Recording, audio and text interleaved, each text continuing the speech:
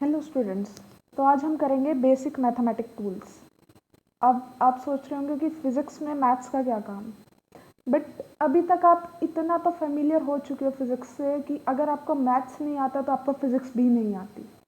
तो मैथ्स सीखना बहुत ज़रूरी है उसके लिए। बट कुछ ऐसी चीज़ें हैं जो अभी तक आपने +1 और +2 के मैथ्स को पढ़ा ही नहीं। कितना पढ़ा अभी तक तो।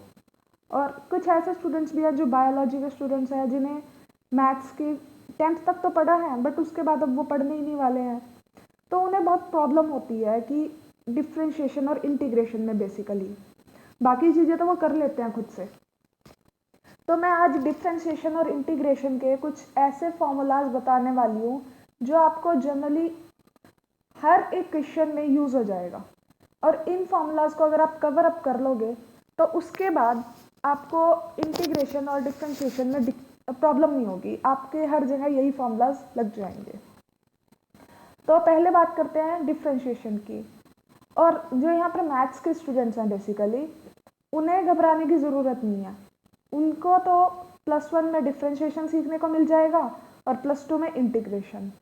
और मैं यहाँ पे डिटेल स्टडी नहीं करवा पाऊंगी क्योंकि एक मैथ्स का टीचर डिफ्रेंशिएशन और इंटीग्रेशन को जितने अच्छे से करवा सकता है एक फिजिक्स टीचर उतने अच्छे से नहीं करवा सकता। क्यों? Due to lack of practice. ये क्वेश्चंस आपको उतने ही अच्छे से आएंगे जितने आप इनकी प्रैक्टिस करोगे। इसलिए मैंने डिफ्रेंशिएशन और इंटीग्रेशन के कुछ क्वेश्चंस भी रखे हैं लास्ट में प्रैक्टिस के लिए।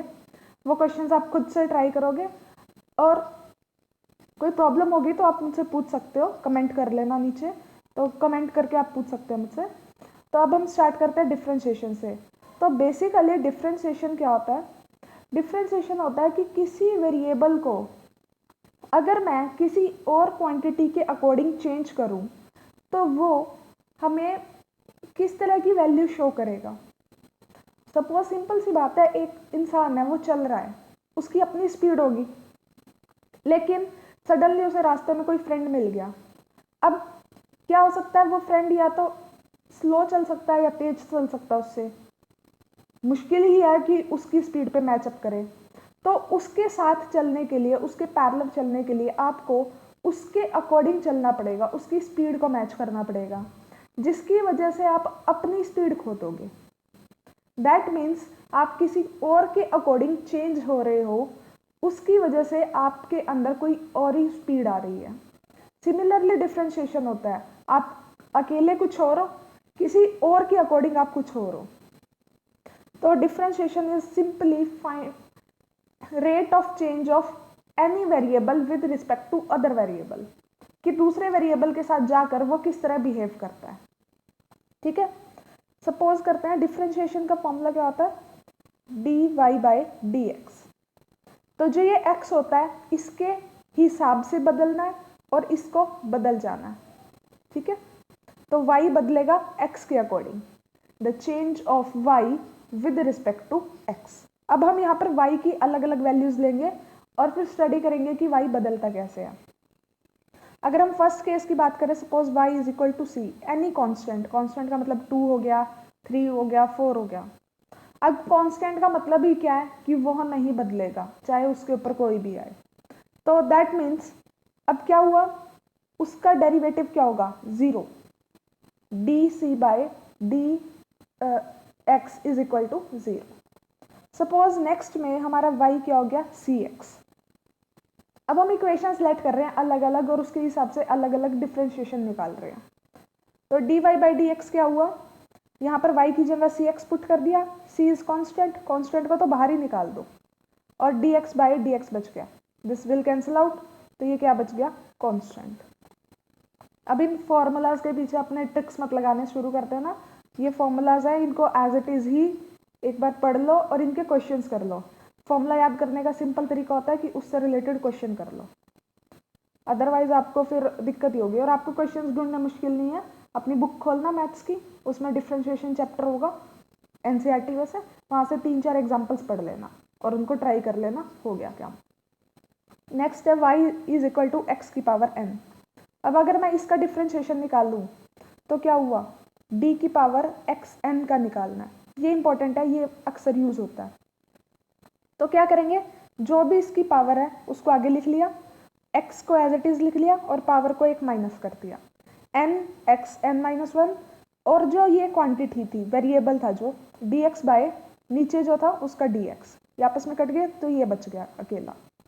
सपोज नेक्स्ट है u की पावर n, u कोई और वेरिएबल है, अब यहाँ 3 वेरिएबल हो रहे हैं y x और u, सिमिलर फॉर्मूला यूज होगा इस पे भी, n u की पावर n-1, और वेरिएबल क्या है u का इंटीग्रेशन u का डिफरेंशिएशन x के साथ du बाय dx, ठीक है, दिस इज द फॉर्मूला।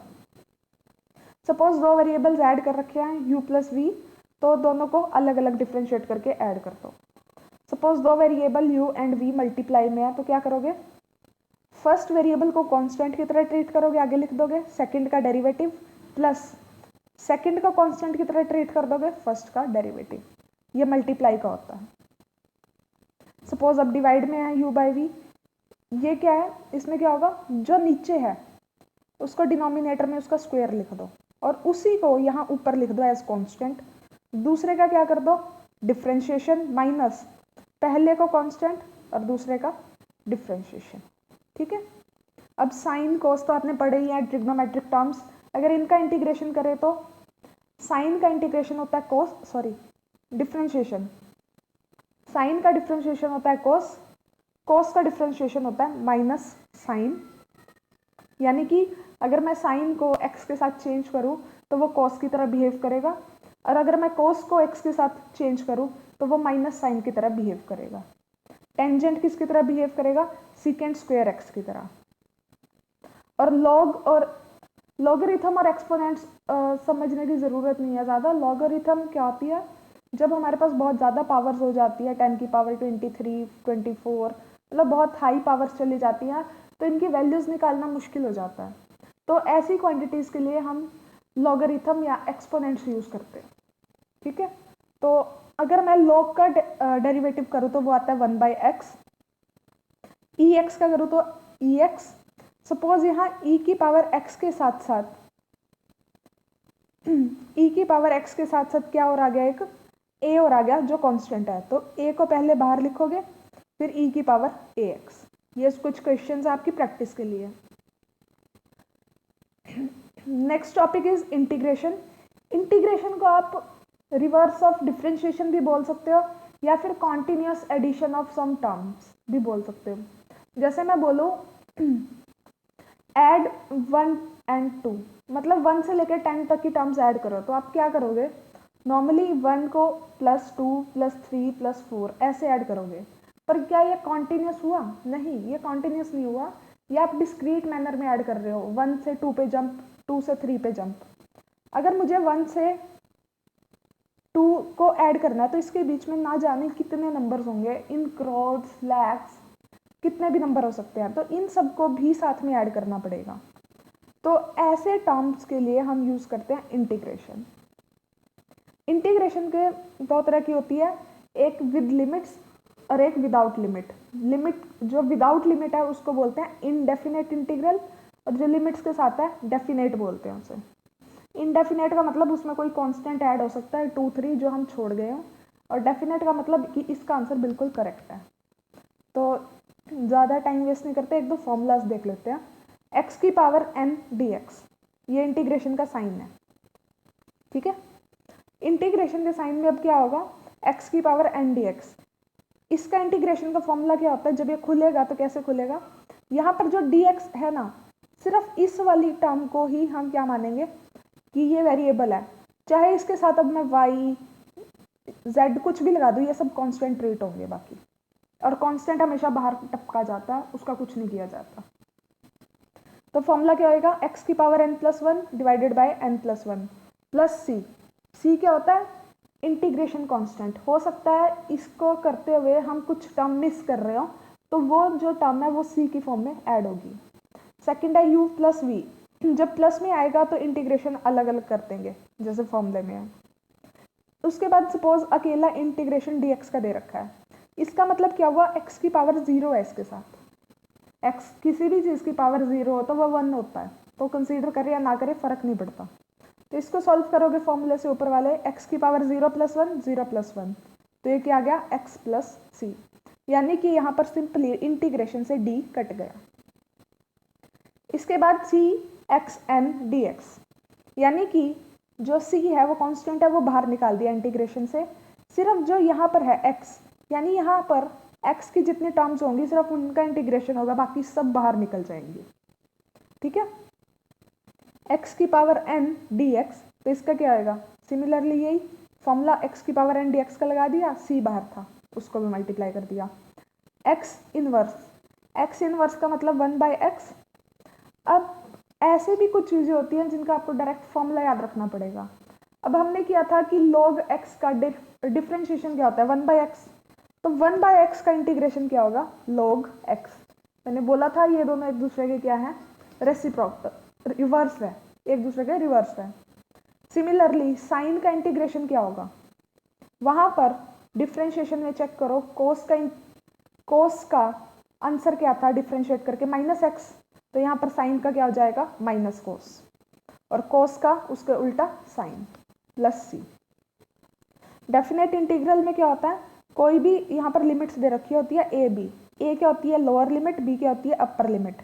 जो अंदर fx है कोई भी टर्म, उसका इंटीग्रेशन कर देंगे फॉर्मूला से, और फिर यहाँ पे a b लगा देंगे और उसे पुट करेंगे। ये थोड़ा सा कॉम्प्लिकेटेड हो जाता है, मैं इसे एग्जाम्पल से समझाती हूँ फिर ईजी हो जाएगा। सपोज मुझे x² का इंटीग्रेशन करना है विद 0 और 2 के बीच में। मैं कह रही हूँ कि x की वैल्यू 0 और 2 के बीच में लाई कर रही है, और x² का इंटीग्रेट करो, इस तरह ऐड करो, तो फिर क्या आएगा, इस पे फॉर्मूला लगा दिया, x की पावर 2 + 1 2 + 1। ये जो 0 है दिस इज लोअर लिमिट, 2 क्या है अपर लिमिट, इसको सॉल्व करके लिख दिया x³/3 दिस। अब जो अपर लिमिट है उसको पुट करो, 2 की पावर 3/3, और जो लोअर लिमिट है उसे भी पुट करो, जो आंसर आएगा that is the exact answer. इसी को बोलते हैं हमारा डेफिनेट इंटीग्रल।